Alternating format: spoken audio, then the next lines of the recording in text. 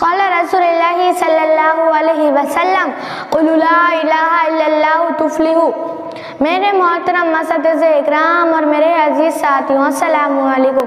خیرتوں نے کہہ بھی دیا لا الہ تو کیا حاصل، دل و نیغہ مسلمان نہیں تو کچھ بھی نہیں۔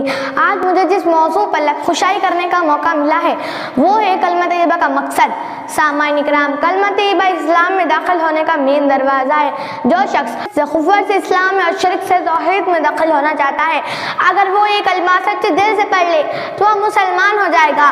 اس مبارک کلمے کے دو حصے ہیں، پہلا حصہ لا الہ الا اللہ اور دوسرا حصہ محمد الرسول اللہ۔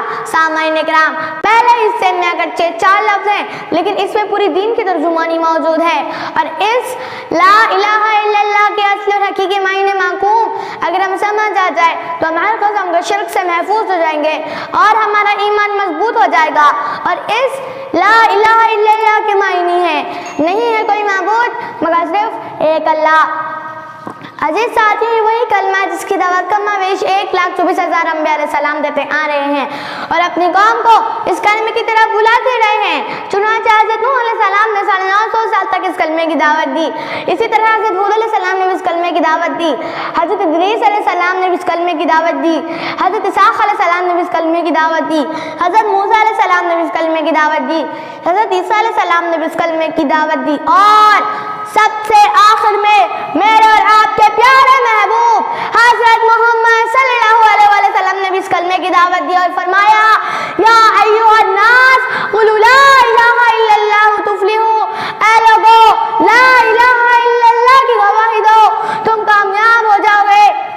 معلوم ہوا کہ تمام انبیاء علیہ السلام اس کلمے پہ بہت محنت فرماتے رہے اور اس بات کی طرف راغب کرتے رہے کہ اللہ کے سوا کوئی معبود نہیں، اللہ کے سوا کوئی خالق نہیں، اللہ کے سوا کوئی نظر و نیاز اور منت کے حقدار نہیں۔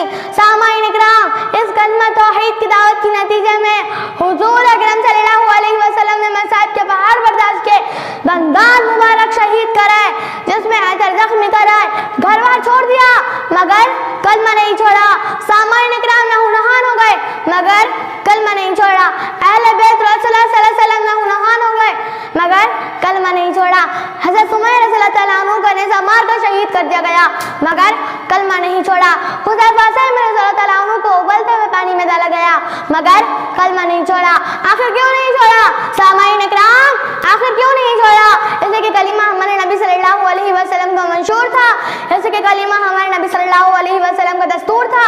کلمہ کا دوسرا حصہ محمد رسول اللہ، یعنی حضرت محمد صلی اللہ علیہ وسلم اللہ کے رسول ہے۔ کلمہ طیبہ آپ صلی اللہ علیہ وسلم کی رسالت کے بغیر مکمل ہی نہیں ہو سکتا۔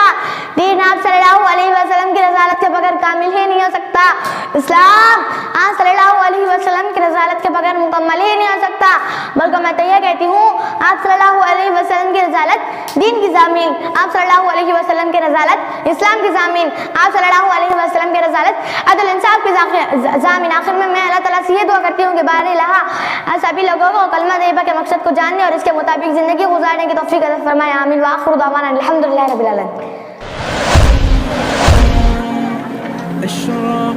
حملہ تحریر محمد ساجد۔